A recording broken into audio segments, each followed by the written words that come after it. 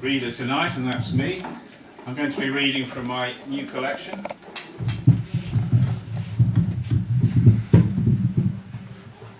And I may have mentioned this before, but it's on sale here tonight. How much?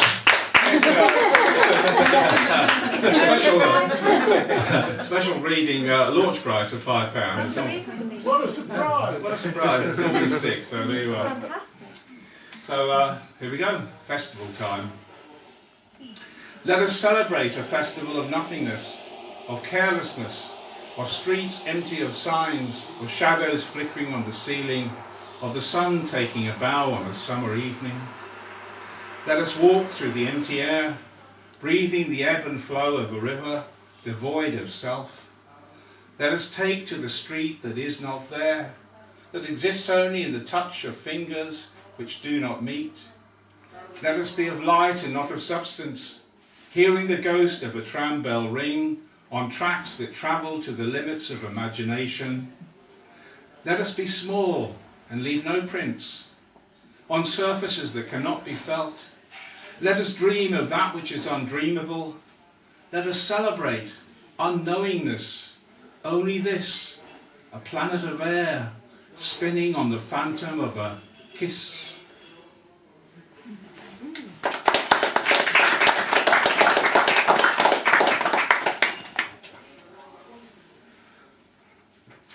We're still in Valentine's week, so this poem is actually called a Valentine poem. On Sunday nights when we have dinner, we stop the clocks. You look more beautiful than Julia Roberts, and the table is laid like a movie set. Who could imagine that normal people love each other this much? We don't throw food, you're not exceptionally rude, and I rarely spread jam in your lovely hair. On Sunday nights when we eat, the heavens seem starry and replete. We bless these simple gifts of life and pass the wine and feel complete. On Sunday nights when it's just us two, I sprinkle stardust on your pillow and hold you till the dawn sets too, and you have to go, you have to go.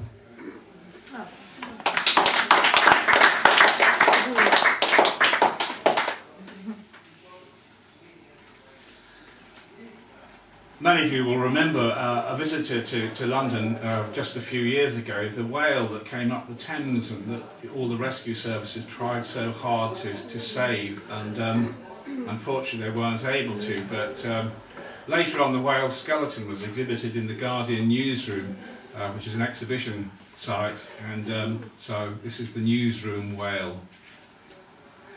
Hungry and tired, you treated our city to your bottlenose majesty.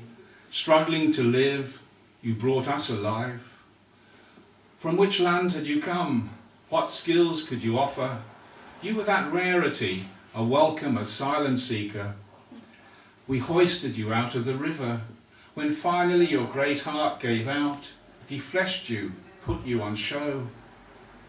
Children come now, scribble their tributes in your visitor's book. Grow wide-eyed at your skull, your numerous vertebrae, your would-be rescuers recounting their tale.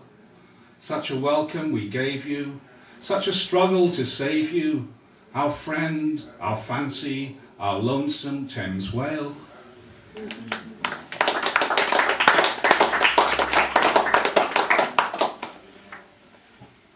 One of the poets that Dodo Modern Poets worked with for many years was Irene Thomas. She was the daughter of Dylan Thomas, and apart from doing performances in London, our main port of call was to perform in Larne in South Wales, where obviously Dylan Thomas came from, and she grew up for part of her life at Leeds. So one of my favourite memories of Irene was after we had a show down there, we'd go off to a fairly basic pub called the Corporation Arms, known locally to the locals as the Corpse, because it was fairly quiet, and just talk about life.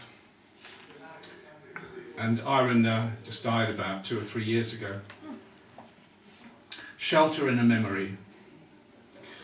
I took shelter in a memory, South Wales, the Corporation Arms, a cold autumn night, the sea at bay. We were celebrating after another show, another kicking at the traces of dust. The memory feels warm, a cuddle from an old friend, from a poet as bright as stars on cold estuary nights. I raise a glass, and then another glass. The wine smiles brightly as your memory.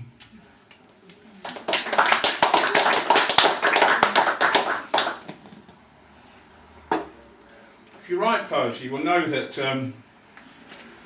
you can write a poem and it doesn't seem right, and so you leave it and hope that you can work out how to fix it. Well, this next poem, called Emily, is a poem I first started work on in the early 70s, and it's not a long poem, but I just couldn't find what needed to be done until fairly recently when I was putting poems together for this collection.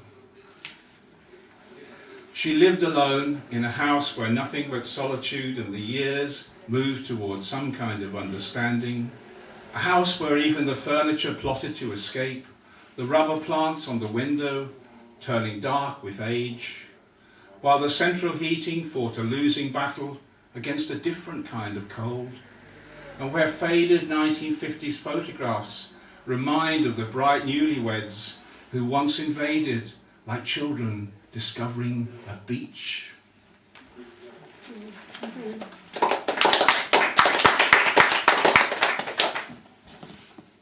Some friends here tonight are shortly going to Cuba, and Ruth and I have been a few times, and this is a poem I wrote after visiting a market in Guadalajara, and I bought a beautiful little oil painting, and the painters are not very well off, so they paint on bits of old lino, recycled paper, whatever they can find. But for 5 pesos, I think I got myself a pretty good deal. So this is at least trying to pay back Ovidio, the painter, with a nice gesture in a poem. It's all from my imagination, says this gentle smiling man, showing his canvases, pastels on recycled paper, oils on lino offcuts. We see what he means. Elsewhere, the painters duplicate 50s American cars, behatted guitar players, sultry ladies, palm-fringed beach scenes. I select a picture, oil on floor covering, a vulture with a female body, rich daubs of green and blue and burgundy, perched threateningly on a branch. Painstakingly, he signs it, bottom left, in the neat script of a master. For 5 pesos, I have an original Ovidio penna penna, all from his imagination. I imagine him in his shack somewhere, crowded with paper, offcuts and paint, children, a wife and chickens, a dog scratching at his heel, endeavouring to find a space to create art. These butterflies, abstracts, masks, expressions of the spirit of a people. If I close my eyes now, I am back in that market. I can see the painting spread out on a table, all the colours radiant, iridescent, under a Cuban palm-fringed sun.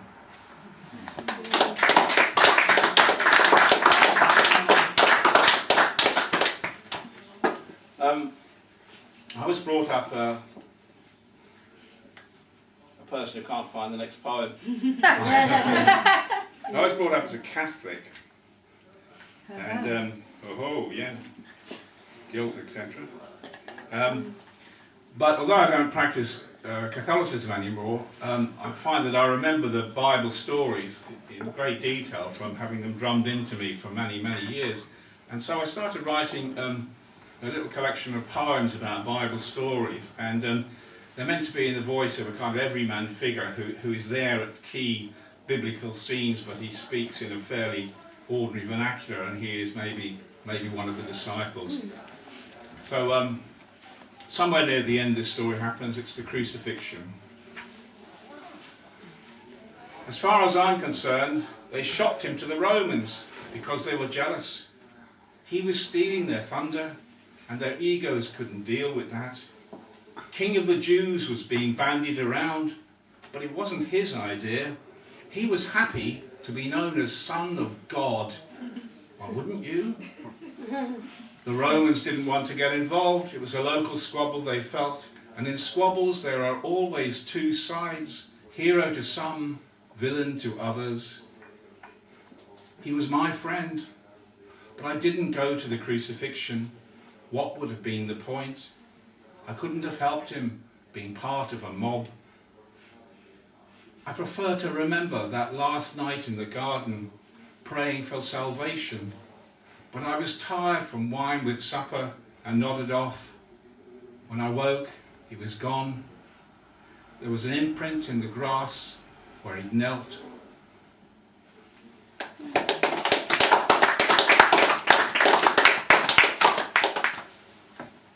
Thank you.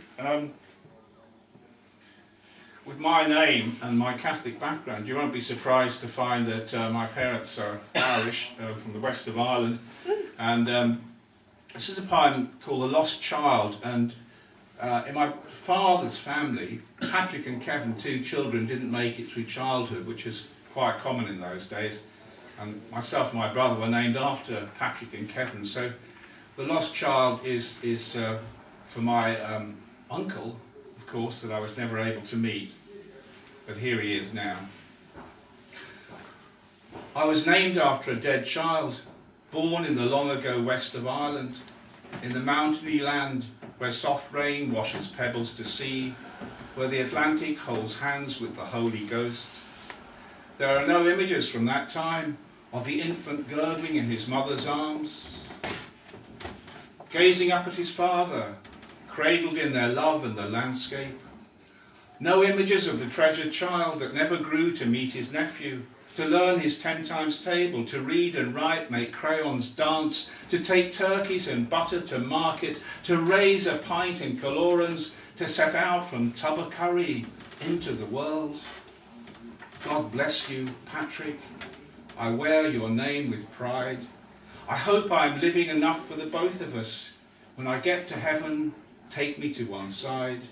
Tell me the dreams I should have realised, the world I should have built in your honour, fair enough for a blessed infant to grow and have children of his own. You live in my heart, Patrick. I leave the door ajar so you can step inside for warmth, and we can raise a glass to twin souls in a holy communion across the years.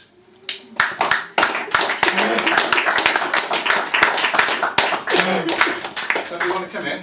Yeah. Okay, do.